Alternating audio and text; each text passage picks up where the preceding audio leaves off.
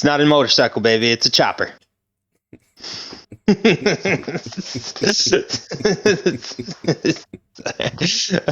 Man, let me tell you, I had so many quotes to choose from between this movie, between one or the comedy.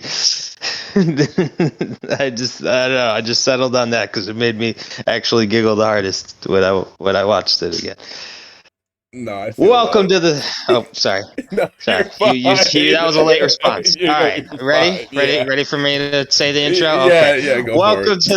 Welcome to the Squadcast movie podcast, episode 11. I'm Dan. This is Latrell. Hi. Hi, Latrell. Hi. Hi. Hi. Hi. Hi. Oh God, is this our 11th or our first? Jeez. Anyway, Alex is absent for this episode and the next, but it is still. It's my week. It's Dan week. It is Dan week. Very exciting, Dan. Next time is Latrell week. This time it's Dan week. And for Dan week, I chose Pulp Fiction and The Other Guys. I have to say In part, two heaters. Two heaters. Yes, two heaters. In part because well, yeah, Pulp Fiction is great, but I also wanted to pick Pulp Fiction while Alex wasn't here because he has some opinions about Tarantino movies that make me feel a type of way, and I just want to talk about how great they are. So, as for the other guys, it's a funny movie that I remember, and it also one other small reason is that both these movies were available on streaming. So Yeah, I mean that kind of helps too. Just a little bit. I don't know about you. I don't know. I feel like The Other Guys was available on Max, and then like when I watched it, it was on Netflix. So I don't know. That was weird. I don't know what you watched it on. I think you're right. I think it did switch Okay. services because I do remember it. I think you're right. I do remember it being on Max at one point. But yeah, it was still free. All right. So Yeah. Oh yeah. Tubi. That's right. Tubi, of course, it's Tubi. All right. Well, we're gonna start with Pulp Fiction. Hell yeah. Yeah. Yeah. Man, where do you even start on this freaking movie? This is obviously it's Tarantino, and it's you could have a different opinion depending on who you are, but I think I don't know, especially after watching this, I'm going back to saying this is still his magnum opus. This is his best movie. You think so? In my opinion, yeah. I don't know. All of his movies are great in my opinion, but this one just hits all the right notes for me. And it also is easily undeniably the most influential one he ever made. The things I read about it is like it's a touchstone of modern cinema. It's all that stuff. It was a cultural watershed. There's a lot of things made after this that were kind of trying to take after it. Okay, I know. Particularly, that makes sense. Yeah, that makes sense. Particularly the fact that like the idea of characters who like will experience violent shit and then like crack a joke. You know what I mean? Oh my god, I was in tears a couple times. Which is like this whole movie and basically every Tarantino movie. They're just like, killing people is just like a regular day at school. Literally, you just have rabid murderers, and then they're just like, "Oh yeah, I killed a guy. Now here's I'm gonna go get a sandwich. You want to come?"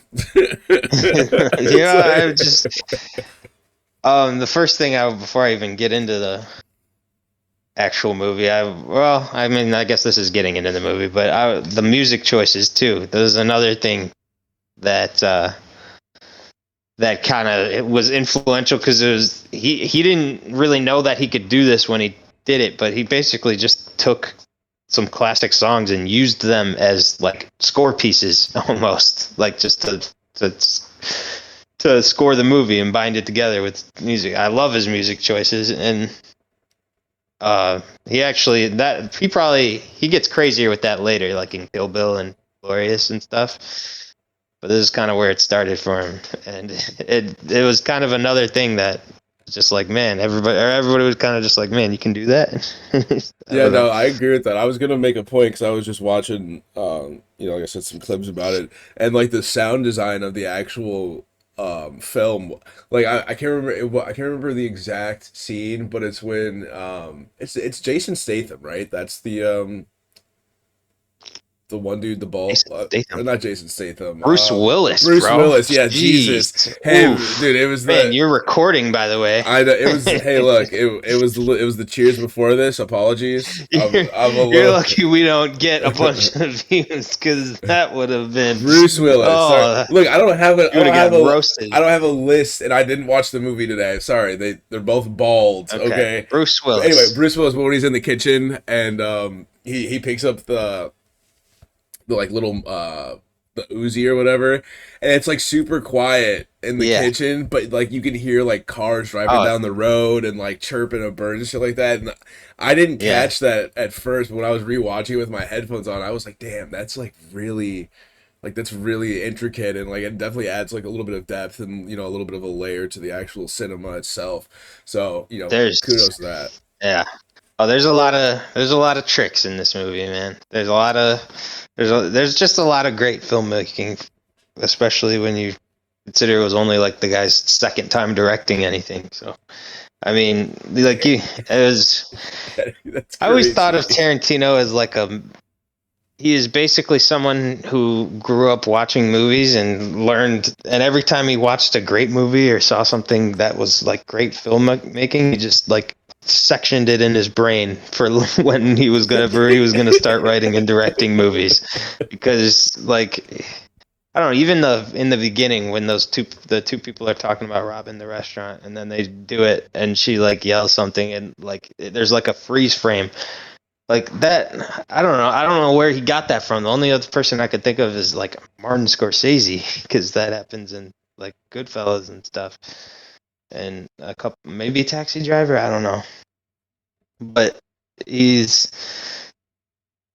then at the same time he has a lot of original ideas. It's almost like he takes those ideas and puts them together, and it becomes something like new and fresh on its own. Yeah, no, I mean he's taking past ideas, he's expanding upon them, he's adding his own twist, and then it becomes a original piece of work, and then he puts it in a movie, and then he directs a fucking fantastic movie that is captivating, stunning, funny. It's got a pretty good story. Like I actually forgot like how the movie went. I don't remember the last time I actually watched it. I've seen it so many times, but it kind of takes you every which way. Yeah, it kind of takes you everywhere. And I was like, this is crazy. I mean, like that's one of the things that, what is it like? What do they call it? A non-linear like narrative? Yes. Yep. Yeah. Non-linear narrative. So like it goes back and forth. Yeah, it goes back and forth, but it's interesting because like the characters, like you mentioned earlier, they're more like what's what I'm looking for, like more dark. And like, but it's like dark and comedic. Yeah. You know what I mean, dude? That first scene with Jules, Samuel L. Jackson, and John Travolta, they're going up, and you don't know what they're doing.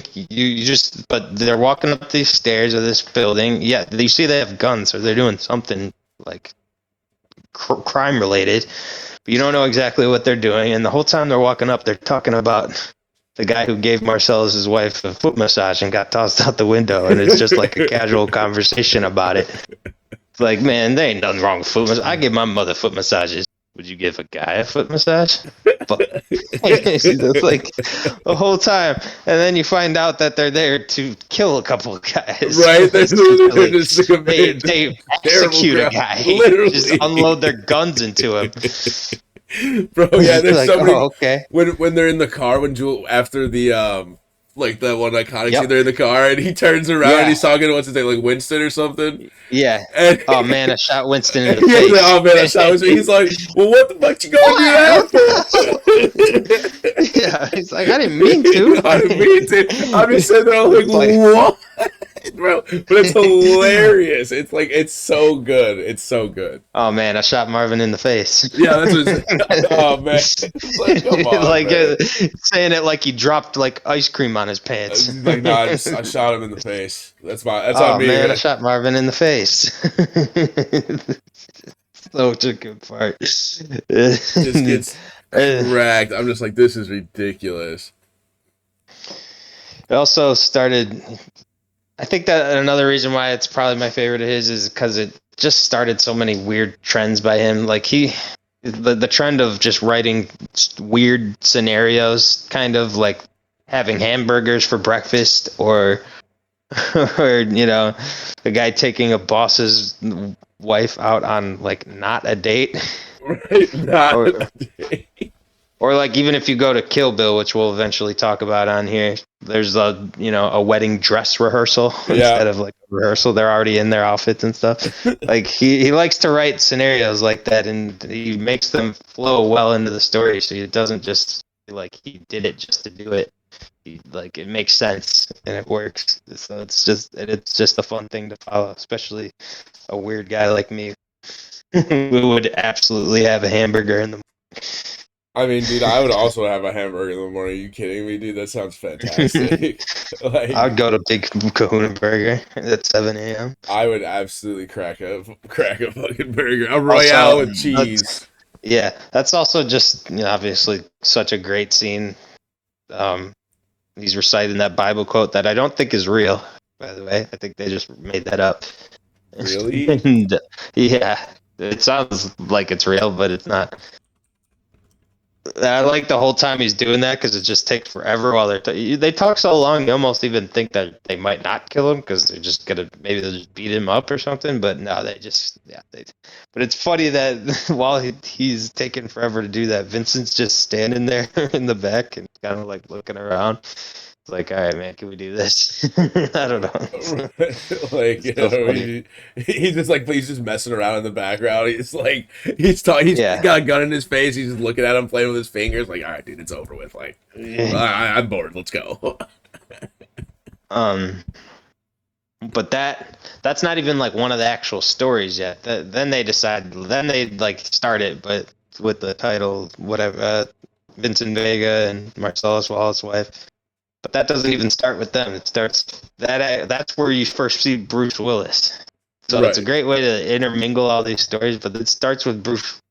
It's like the long shot of him talking to Marcellus, or Marcellus talking to him, really, and you just see him listening the whole time. Just and you can kind of you can almost see the pain in his face as he's listening to the guy convincing him to go down in a fight. It's really well done to me for me. No, agreed. You could almost see the unsure in his face. Like, man, do I really want to be doing this? Like, is this really a decision that I made today that I And want to I don't know continue if you with? notice, but when the Jules and Vincent walk into the club in that scene, they're wearing the t-shirt and shorts that they had to change into. Oh my god, yeah, the banana slugs and the Yeah.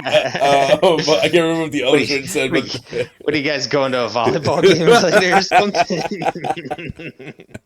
dude, That's some good the shit. fact that getting called a dork in that movie, it was like Dorks. extremely They look like they look like dorks. dorks. They're dorks, and they're Yeah. just so bad about it. I'm like, that part was funny to me, not Yeah. because dorks is funny, just because of the situation. And I'm like, wow, I feel like people would actually get really upset about that at one point in time. And I think after that is when he goes and buys the heroin. Yeah, And that's a good scene because they kind of like, I don't know. I could talk about little shots all day, but I love like half of that scene is just an upward shot from like the bed that the heroine's on at them while they're talking, and they just have like a whole conversation about yeah, what no, kind of best shit is for him to buy.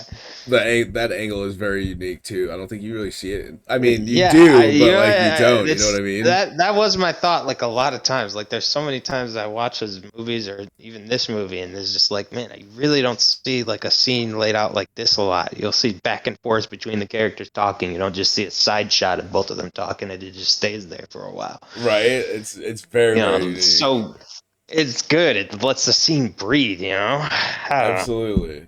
Like you feel like I don't know. It feels real. It just feels right. Instead of just constantly cutting back and forth so that they can get as many chances to say the lines as they need. I don't know. No, that's I mean that's actually a testament to the actors then too, because I wonder how many Yeah, takes that I know took. exactly. I didn't even think about that. I really You got didn't to even be a think good about actor that. for that kind of thing. Yeah, how many takes do you think that took to do that? See, or you think they just got it done in like Well, one or two? yeah, I feel like a lot of actors prefer to like they like to get it, knock it out in a couple takes, but it'll only really take three or four maybe. But that's that's acting talent. Yeah, I mean that's That's a true. good director tries to bring out the talent of his actors. I mean, speak So how much of a script do you think actors like actually memorize at a time, or like how much? Because I know you see shots of like actors with their scripts in their hands like during like shootings of movies, and it's like I feel like it'd be so easy just to be like, okay, here's your script, and yeah, you know it, but then just like read a paragraph of it, memorize it real quick, go do it, and then once it's done, you just go on to the next part. yeah, I don't think they. I mean, there's other reasons to memorize too, right? Like you just want to. If it's a line that you know is going to be a big scene, will probably just memorize it just because so you have a lot of chances of hearing and seeing yourself saying it and acting it. You know. True. I don't know. Also, just even though I don't know, I would never. I would honest to God, I would never do heroin. But if there's ever a movie scene that could come close to making it look really Oh interesting. my god. I'm not even saying that it's intriguing me, but it's an awesome scene. Like I love it. It's so cool. He's like driving in his car and they have it like shot like if it was like a movie in the 50s of someone driving in, which is kind of all the car driving scenes that they just have like it almost looks like a green stage of just like buildings and it's like shaking and moving around. That's such like an aesthetic move. It's cool, and that's happening while he's high on heroin. So I don't know. It creates a vibe, dude. It's cool. Like, oh, is that how it feels? Is that how he's feeling right now? It looks like he's You're flying. just living it through his eyes. You're just like, wow, And man, then that you might kind of actually be see decent. it's a good way to just kind of give you an idea of like where his head's at as he's walking into this house that doesn't see the boss's wife. He's like slow strutting in there, and he's like kind of confused what's going on. Right. There's a meme of that. There's a meme of him like just a shot of him kind of looking around in that house. Like that's a common meme. Oh yeah, dude. I've It used is. that meme. I've used that meme at work. Yeah, no, 100%. Just poking his head out, and you see the whole body come out, just looking around. Dude, yeah, it's hilarious. Yeah. Um. Then they go to the Jackrabbit Slims, and it's just basically a restaurant just filled with memorabilia from Quentin Tarantino's childhood. I feel like like that's some shit he grew up on and shit, Oh, absolutely. I would agree. and even stuff that he didn't grow up on, or he grew up on it, but some stuff like before his time, but he just watched it because watching a bunch of movies and stuff. Exactly. It probably had an impact on him in some way, shape, or form at some point in time. I like the part where she says, "That's how you know you found someone special when you can just shut the fuck up for a minute and comfortably share silence."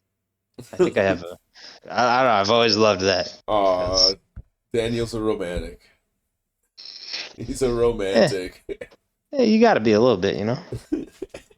But she also describes a pilot of a show that's basically just Kill Bill.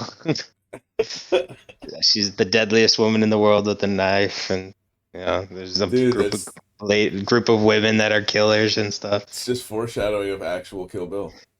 Yeah, I know, it's pretty cool. Is that pretty cool? Yeah, I don't know. It's funny. I remember that was a common Facebook post. People love to bring that up. Oh, look what she says. Basically, Kill Bill.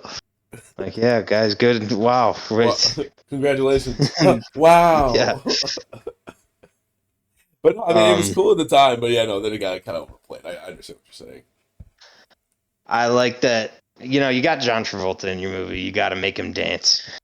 Right, it's the Saturday Night Fever, Danny Zuko from Greece. You got to give him a scene where he dances. I don't know why, I've always had a part where they she basically makes him go up there and dance and they just kill it. They just absolutely slaughter it. It's like flawless.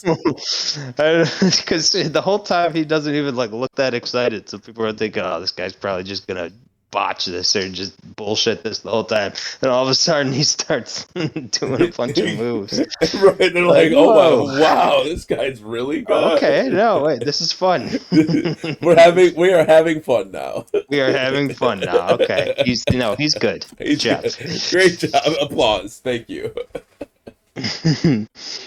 And then she finds his heroin and thinks it's coke and snorts it and overdoses. Yep. And then the whole scene of them just bringing her back is insane. So this movie's obviously broken up into 3 stories, and a common theme of all of these stories is just when you think it's fine, shit gets turned up to 10. Like, whoa, okay, we're in this situation. Like, wait a minute. Like, wait, this was just fun. We were just having fun. Yeah. Now, okay. No. All right. Oh no. Dude, like, oh man, that scene as well, bro. I don't understand why they had to make the needle so big. Why'd they make it so big? Oh God, it's so intense. One of the most suspenseful things ever. Why does it count so slow? Right? And why do they take turns counting? Like what the fuck is happening? There's some good one shots in that scene too. Like when he drives up on the lawn, and he hits his basically hits his house. Yeah. And he runs out, and they're arguing about it, and he even like fumbles a line. They just keep the whole shot. It's great. And then that goes right into another shot that's just going back and forth between the rooms while they're scrambling and arguing about where to find the medical book and the and the adrenaline kit. Yeah, dude, again, just masterful direction. Yeah, it's really good. It's a really good way to just. I think. I don't know if. Yeah, I'm pretty sure this is true. They did that shot of him like stabbing into her backwards so that he could just pull it out, and they could film that, like how hard he could pull it out really hard, you know? Really? And then they could just record it backwards and just show him going. Oh, that's crazy. I mean, that's a great idea. And dude, it looks insane, bro. It looks crazy. It literally looks crazy. Yeah. That's one of my favorite scenes ever. I think it just goes so perfect. She comes out of it, and they're like, needles. They're like, if you're all right, say something. She goes, something.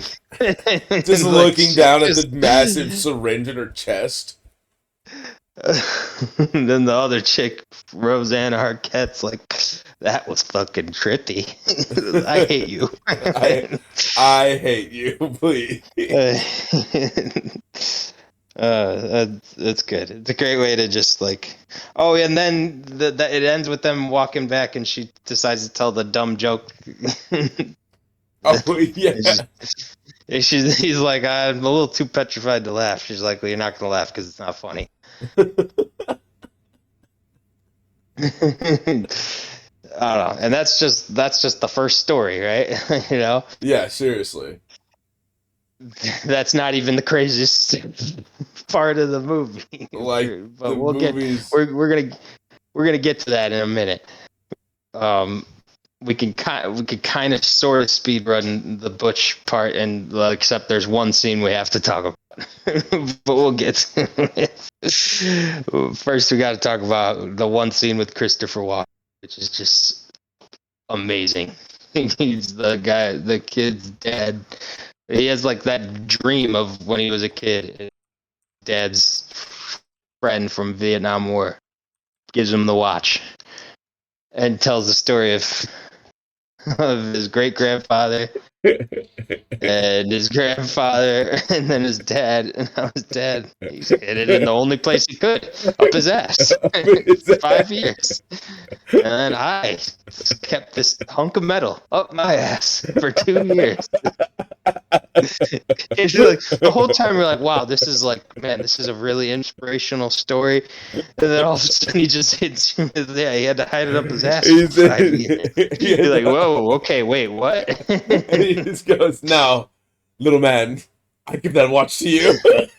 Yeah, I remember. Yeah, right. I'm thinking in that moment, I personally would not want to keep the ass watch. Man, It's I don't just know. a watch has been just been put in people's buttholes for I was in years. two separate man's assholes. I And don't think he's I like, want it. "This is for you. You got to put it up your butthole now." Yeah, right.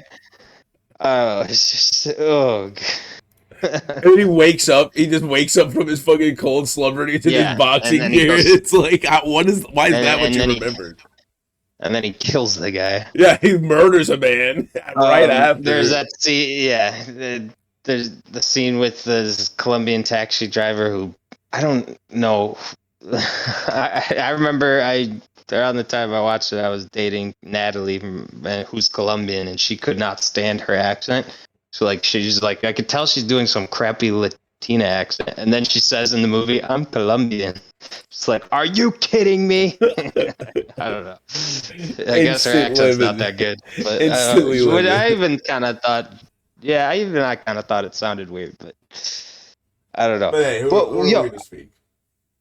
I never realized, it's been a while, and I never paid attention to his conversation in the phone booth. I didn't realize he called the guy to like leak the fix and then place a bunch of bets against him, just so that, and then win and cash in.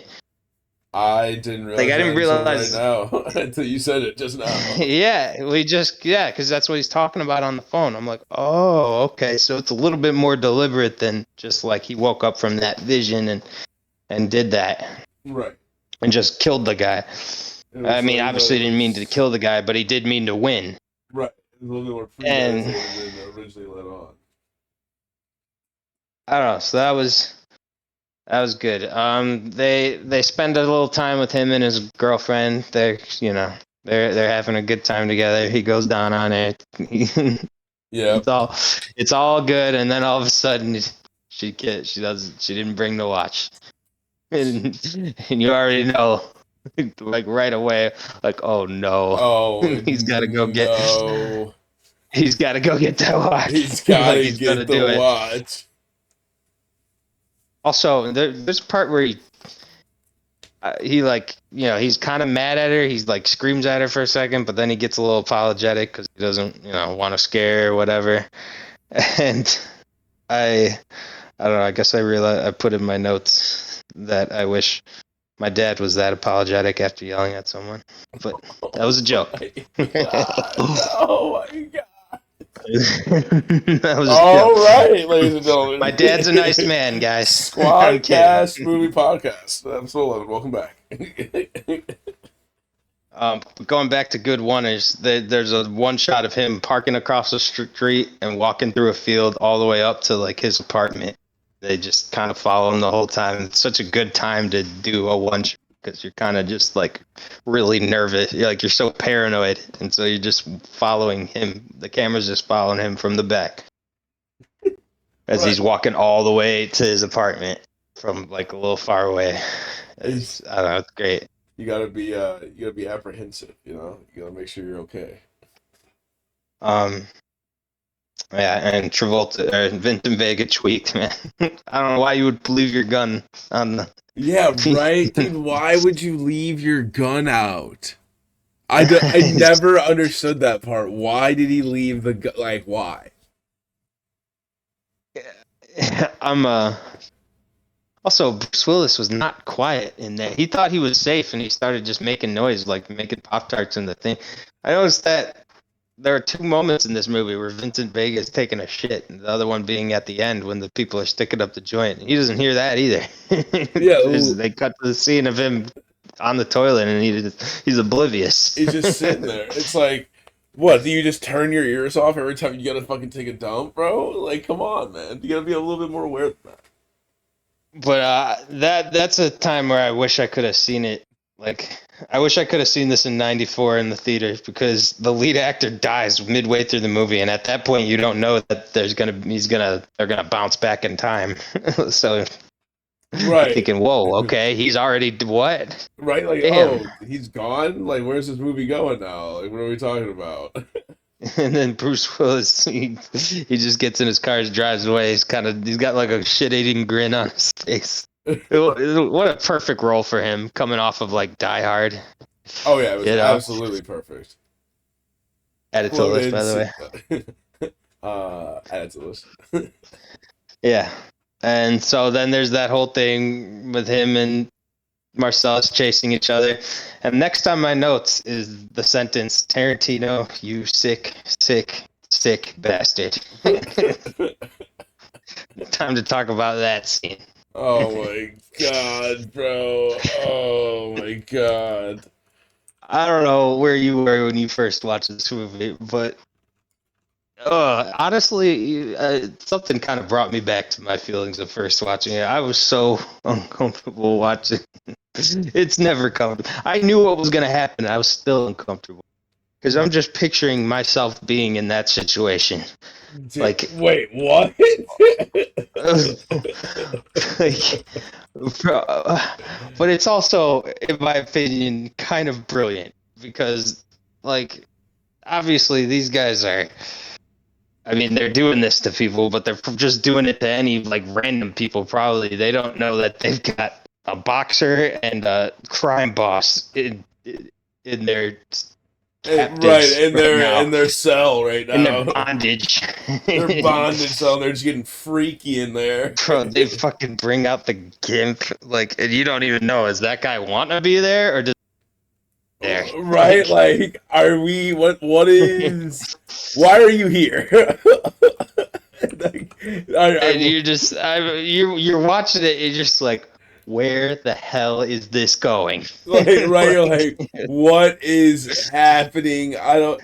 They got the what are they, the ball gags in the their gags, mouths, the dude. ball gags in their mouths. There's a bunch of like, oh god, it's you're just it's Just dude in yeah, their creepy it's ass such an uncomfortable. room. It's Yeah, so it's the light. uncomfortable. It's lit creepy. It looks like there's like candles lit almost. Yeah, right. And then they got like collars and shit on the wall in There's the back. chains and collars and tools and like, oh god, where the fuck are we?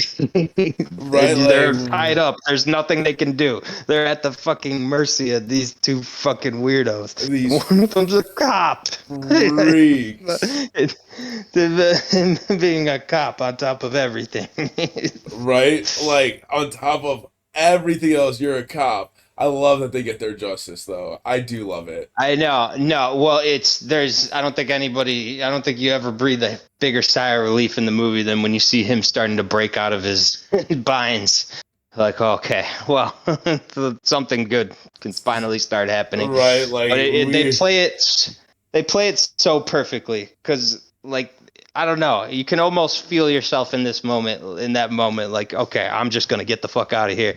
But like, you hear what's going on back there, and you're like, God damn, I can't just leave this guy right, here. I cannot just leave this man here like this.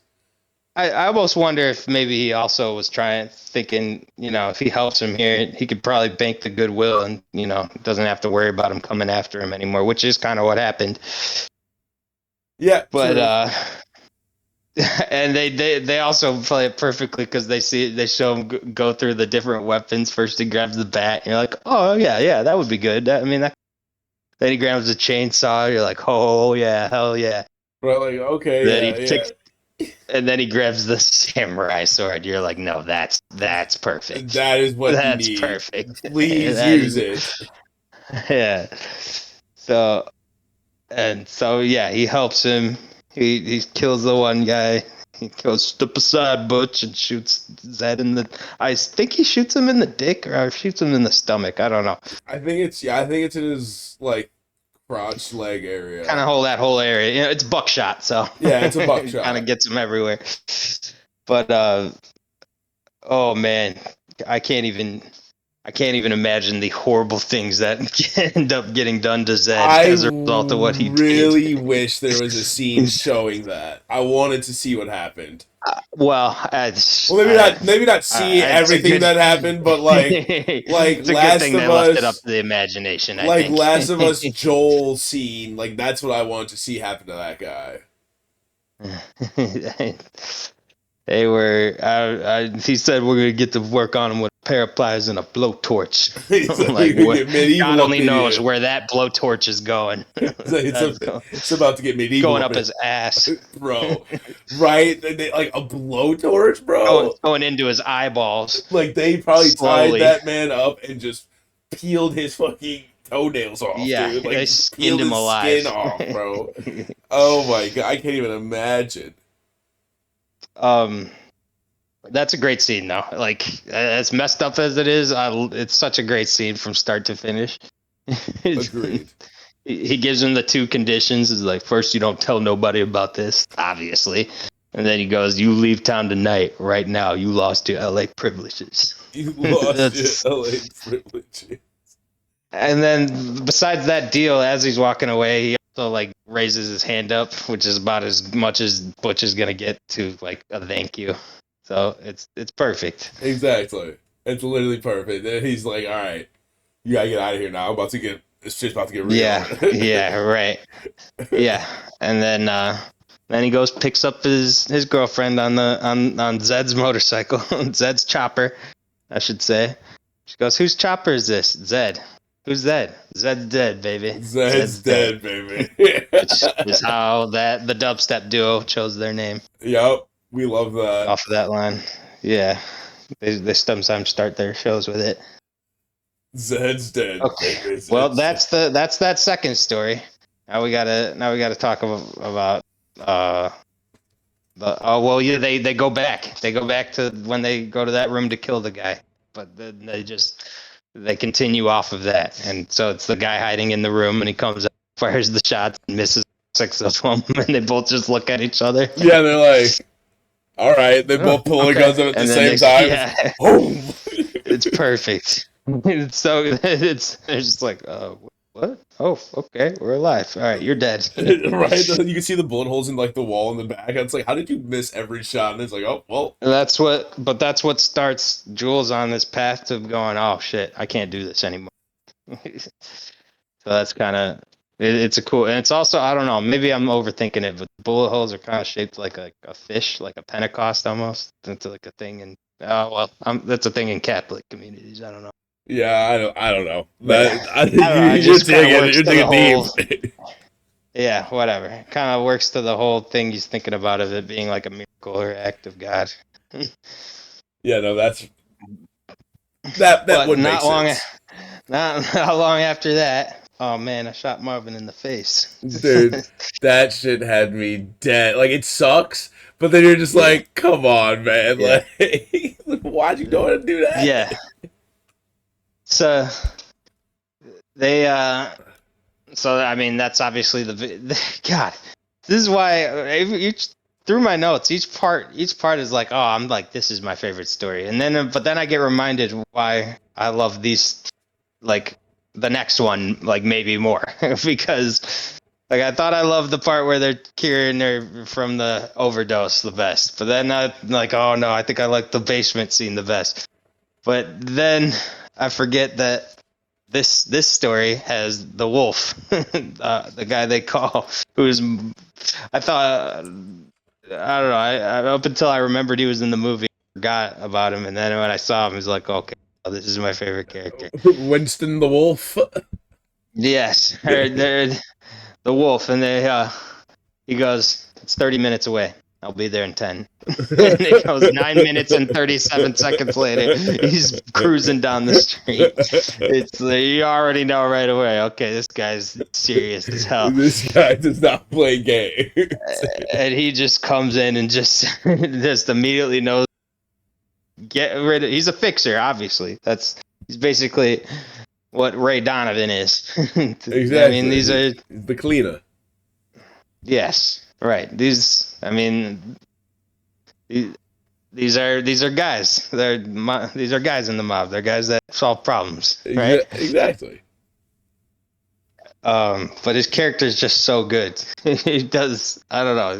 He's only in it for the couple scenes, and he just steals the show. Because there's a part where he's giving them orders, and he's like, "A please would be nice." It's like I didn't come here to say please or whatever, but he ends it goes, "So pretty please With sugar on top. with sugar on top. Clean the fucking car." It's so great.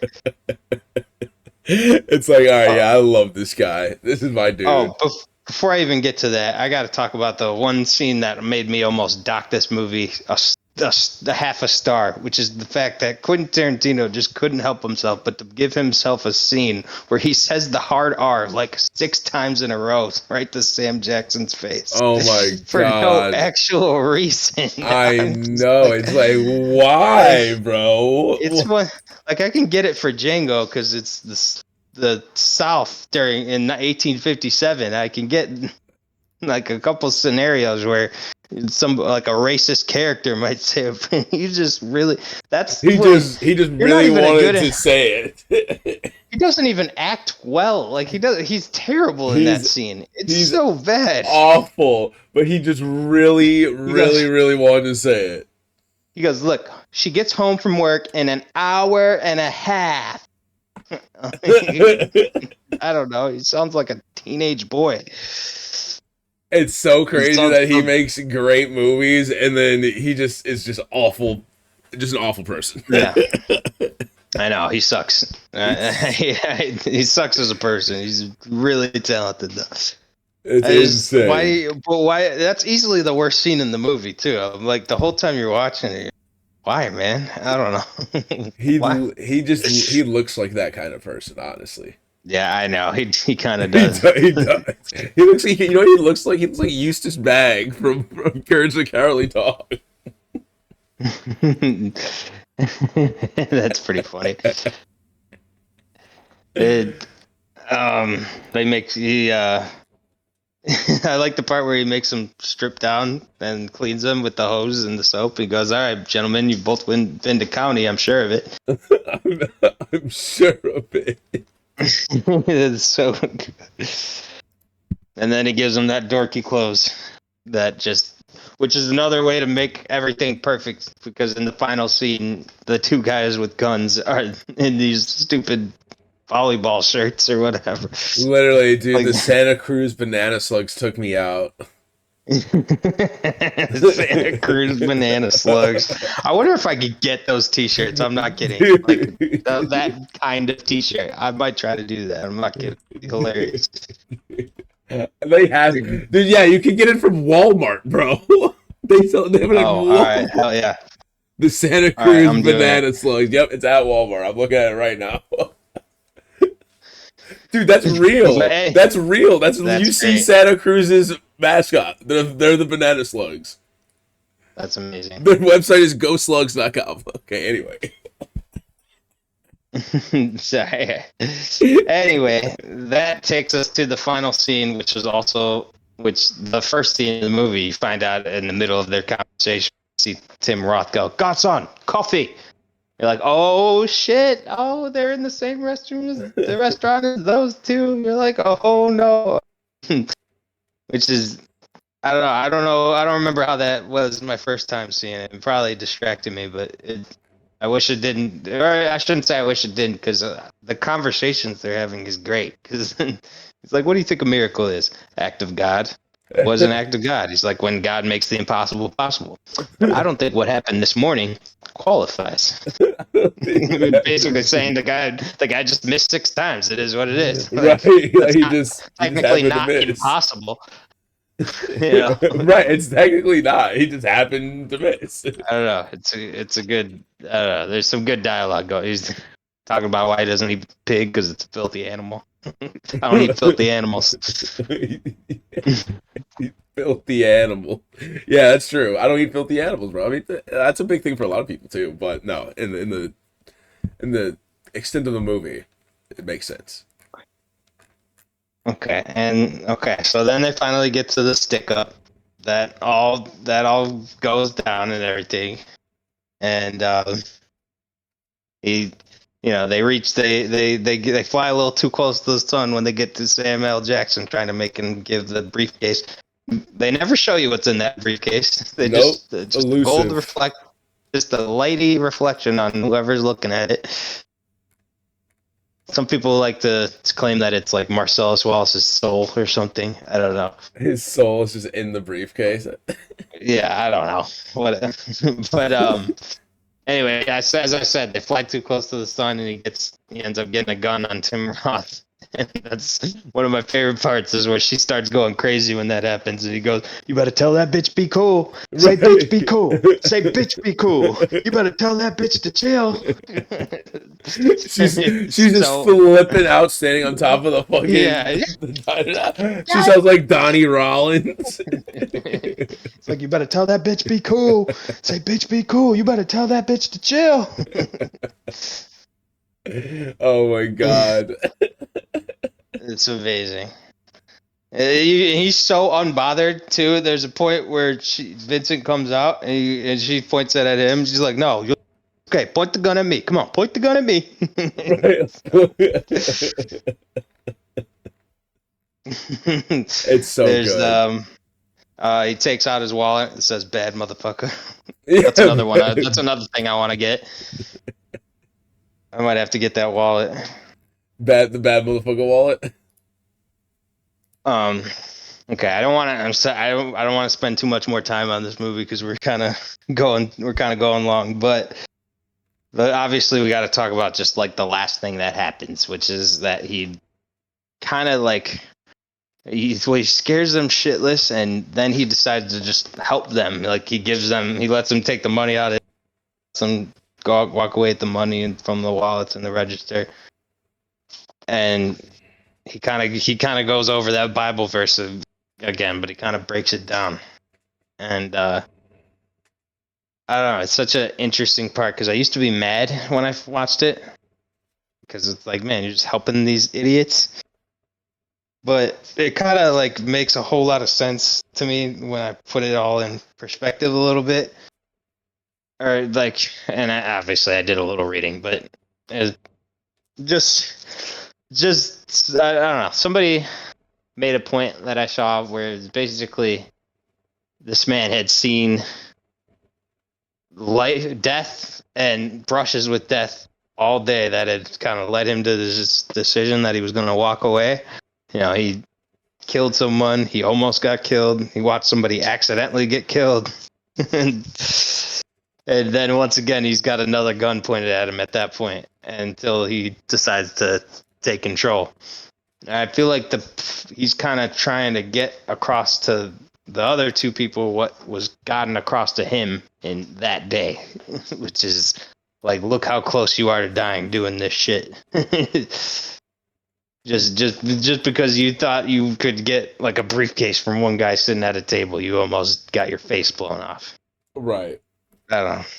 No, I don't know. It's an interesting way to look at it, I guess. agreed. Absolutely. And then they just go, "We should probably get out of here." Yeah, that's a good idea.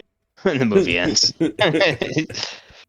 Very interesting because like that doesn't even feel like an ending. It's just like the ending of like that scene and stuff. But the movie's over at that point.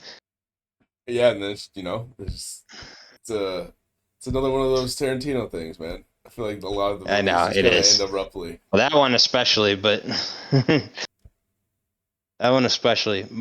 Um, yeah, dude, it's a thrill. It's three little stories. They all get turned up to 11 at some point, and they all have pretty satisfying endings, and it's great. It's awesome how they intertwine into one thing. I wonder if he kind of started that too, because I think it used to be it it, it would have been um I don't know. It used to be like TV shows that would do that, right? Not movies. But he kind of got the idea to do three stories like a pulp magazine. Right. And I've seen other movies since then that have done that, like where they intertwine their stories. Sorry, I cut out for a second there. Everything good? Yeah, you're fine. Okay. No, but it's just a great idea, and It's a good way to keep you thrilled for 2 hours and 20 something minutes. Yeah, no, 100% agree. It's a all around. It's a good movie, and it's for such an early work. It's really iconic, and I think that's why it holds up so well now. Yeah. Hell yeah. Let's go to our ratings. Oh yeah. Yeah. I mean, probably one of the easier 5 out of 5s I've given on this Yeah, channel. that's a five out of five. Squadcast podcast, thumbs up all the way around. Yeah. I mean, when you can talk this long about a single movie, like, you know it's good. I mean, there's so much to just. I could probably, if I wanted to, I could talk another hour about it. This movie probably I'm could gonna have been spare you. its own episode. I mean, we are at an hour. we are a full. We are 50 minutes for All right. Well, no, it's all right. We don't need. It's okay. We'll just talk about the other guys for 10 minutes. Well, yeah, you go ahead and intro it then.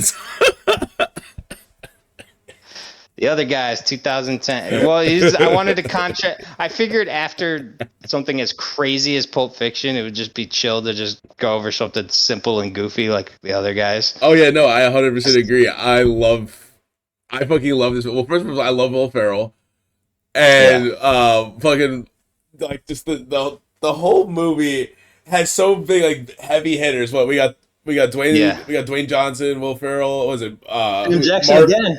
Yeah, Sam Jackson double feature. Sam Jackson, and then who else do we have in it? Mark Wahlberg. Mark Wahlberg. Yeah, obviously. Mark Wahlberg. Eva Mendes is Will Ferrell's hot wife. Like, dude, like, come on, who is that? Right, is that your sister or something? He's like, that's my wife. No.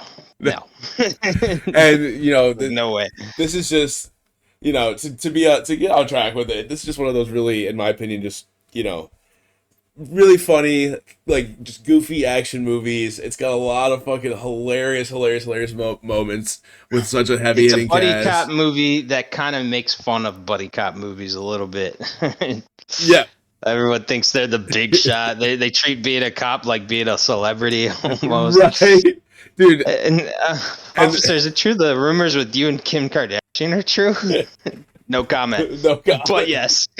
Bro, the fucking roof scene, you thinking what I'm thinking? Bro, come on, man. And for the bushes. Dude, I remember when I first saw this movie, I was so, like, I was upset at first when that happened, because I was like... Oh, I was laughing. I was like, well, I was upset, so I was like, why don't I get to watch, like, these two great actors anymore? I mean, they were barely in the movie. They were killing. They were so funny up to that point, too. Yeah, they were so good, but... It turned out to be really good. The fucking scene where I think it's before the desk pop scene, where Mark Wahlberg's talking to Will Ferrell, and he's like, I'm a lion, you're just a little fish in the ocean. And he's like, well, first of all, why would a lion be anywhere near an ocean? Up against the 800-pound tuna and all his tuna buddies, you're outnumbered and outgunned. I'm not even going to go through the whole spiel that he does, but it's pretty funny. But he ends up with that. Didn't think that would go that way, did you? Bro, there's just man, it's great movie. It's Adam McKay too, who's kind of anti-capitalist too. So I like that it's about like how they're uncovering a big time white collar crime, just, you know, where the biggest money is. And like when it comes to the crimes that get committed at that upper echelon or among the wealthy, you know, it's way bigger money than any, I don't know, not that it makes the other one okay, but like usually if someone's just like robbing something, they're getting like a couple $1,000s at the most, whereas these guys are stealing upwards of like billions. Yeah, literally, you know? They wanted to start out as like a scaffolding violation or whatever. Yeah, and then it's like even the credits of the movie. I don't know if you noticed, like they're talking about a bunch of like, Ponzi schemes and like stuff that like high corporations and executives do to raise their own pay and screw over the rest of the people. This was 2010. It's only gotten worse. Yeah, wasn't it a playoff 2008 like financial crisis or whatever? Yes. Yeah, and they bailed out the banks and stuff. Yeah, that's just crazy. The government basically covered all their losses. Yeah, they just cover themselves. They're like, all right, we're good. So he kind of makes, and Adam McKay's later works, like about the movie about Dick Cheney, or the one he's got a satirical thing about the end of the world with Leo DiCaprio. I forgot what it was called. Don't Look Up. Oh yeah, I I think I know what I you're don't talking think I ever saw that. I heard mixed things about it, but anyway, this is like back when he was still kind of making stupid comedies, but I didn't realize like this early he was already kind of making like some sort of like political statements, even if he's wrapping a goofy comedy around it, you know. right. Um, I think when I was younger, I didn't love Will Ferrell in this movie because he's sometimes annoying. But I don't know. Like this, it's pretty. I love the part where he talked about how he was a pimp. It's like, yeah. Like at first, it slowly kind of sounds like pimp, and you can hear he's like, "Yeah, she just wanted to charge for dates, and I was just helping out with scheduling and transportation services," and like that. You could kind of have reasonable doubt at first, but Mark Wahlberg's already like, dude, you were a pimp. And then he starts getting more obvious with it. It's like there were more girls coming along. I mean, like a stable of whores. Like also, I went by the name Gator. I went by the Dude, name you were a Gator. pimp. Gator, bro. No, I was not a pimp. I No. was just helping out a friend. Everybody think you were totally a pimp.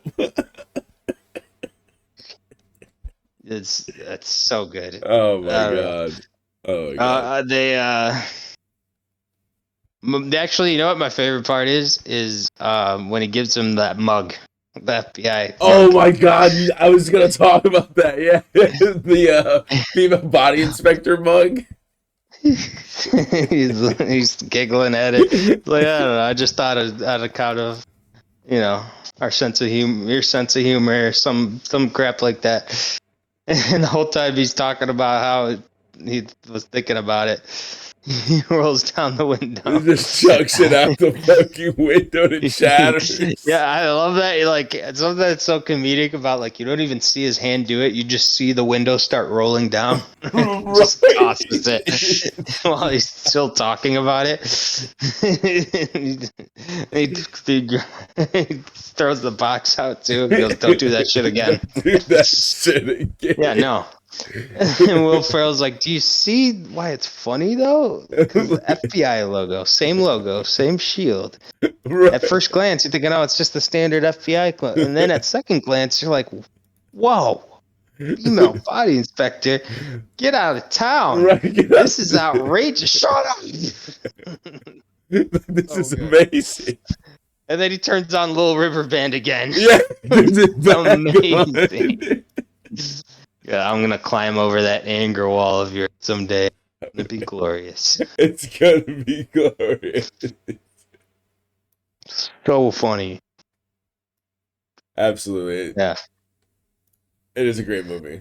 It's a great movie. They very lighthearted. I'm happy you picked this as a secondary movie after a bit of a thicker Pulp Fiction. After the Gimp scene. After the Gimp scene and the overdose scene. Yeah. Pulp Fiction. Just yeah. This intensity. was well, you're breathing. Unless you were worried whether they were getting in car chases, but even that was funny. Where'd you learn to drive like that? Grand Theft Auto. That's awesome. I mean, okay, I can kind of see that. I could see that for sure. I've done some crazy things in Grand Theft Auto. Oh, don't. Yeah, I could talk a whole episode of crazy things I've done in Grand Theft Auto. So, yeah. Auto theft. Yeah, Grand Theft Auto theft auto. Good, same. Okay. All right. Well, we'll just skip the final thoughts on it and then get to our ratings. Yeah, obviously it's a very funny movie. There's probably a couple of parts that didn't make me laugh as much as I expected it to. They definitely they definitely rely on you being like, this is just a comedy, so don't take anything seriously. Because how the hell did they get up on that car, up on that line of cars to hide? Right? Like, how'd they get up there? Yeah, I don't I think don't the know. film ever takes itself seriously. It's just like, There's the room where they play Icky Thump by the White Stripes when yeah, they just start shooting. How do they get out of that room with all those people pointing guns at them? Give me impossible. And give me a break. you got Mark Wahlberg sliding down the table. I don't know. So, but I mean, you don't really care. Also, how do they not notice something's up when an old lady just keeps walking across the street 4 or 5 times in a row? I don't know. Yeah, Little seriously. dumb things that I thought about, I guess, but not even a big deal.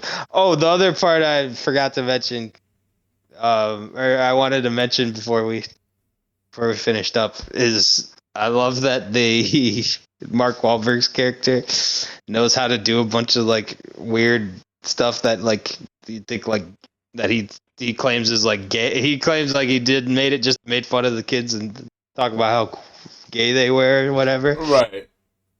And he's so clearly like just liked He was those just enjoying the like activities. obviously the ballet one, but I don't know if you catch it at the end. He goes, he had a wedding. And he goes, he played harp at the wedding. He had learned it to make fun of the fairy down the corner. And he was in 8th grade. It was an eight. That's so good, man. He Yeah. also, I don't know if you catch it in that party. He asked Sheila to be the best man, not not Alan. Yeah. Yes. Yeah, I do remember that. Like, what? That's pretty funny. Oh man, yeah, no, very funny. Okay. No, wait. There's one more thing we have to talk about. Christina. That's my other favorite part. It's not even just that part. It's all well, okay, that part obviously, but like yeah, him yelling about Christina, and then him as they're trying to leave, he goes, get out of here and make love to my wife." Yeah. Like they were gonna hold them hostage to do that, apparently. Right? Like, no, you get out of here, man. The part where I laughed the other part where I laughed the hardest is where he's talking about I'm not hairy, I shaved. And you just see Mark Wahlberg go, Alan.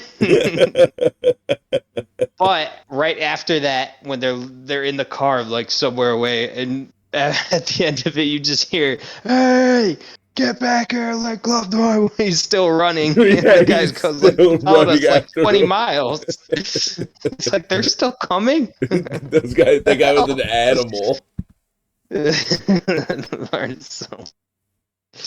Okay, all right, man. We've talked. How what are we at? 1 What's our hour time? and 2 minutes. Oh, okay, that's not too bad. All right, yeah, no, that's my final. Yeah, I don't really have much more to say. It's really funny. It's fun and engaging.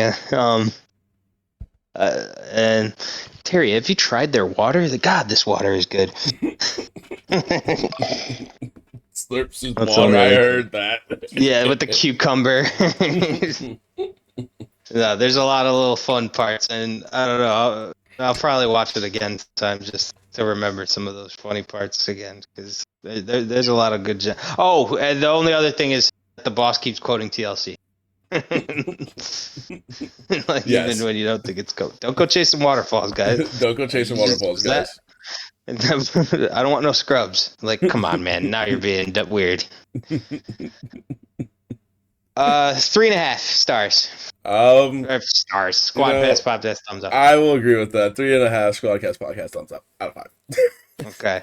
Yeah, because I can't like give it like a perfect score, but it's very funny and very enjoyable. Agreed. Okay, that was episode 11, man. Wow, we did it. Yeah, we really did it. I'm proud of us. We really did it. I'm proud of us. Yeah, whenever you wanna play the applause. No. Yeah, you're never. Oh, okay. Hey, next episode is Latrell Week. Oh man, yeah. I don't have the movies picked out yet, but I will have them picked out by the end of this week. I promise. There's so many options, but I'm Okay. excited. I Yeah. think we're gonna go animated route, but I don't know, give up too much Well, now. you could We'll always have do one animated, one not. You could do both animated. I don't care. Yeah, I don't know yet. I gotta look through my archive of some of my favorite movies and pull some Okay. heaters out. But I will have those ready by the. I'll have those to you soon. Yeah. I'll have them to you soon. Okay. No, all good. All good. All right. That was a fun episode, man. That was probably one of the more fun episodes I had, and also maybe we got to rethink about what it's a movie that we have so much to talk about because, man, did we have a lot to say about Pulp, which I don't regret at all. Great movie. I don't think I have no Yeah. regrets about it. Yeah. That's kind of, man. I mean, that's what this podcast was for, at least in my mind, getting to Agreed. just really break down movies like that. So that was great. Agreed. Um, you got anything else? Or No. outro time? Outro, Okay. baby.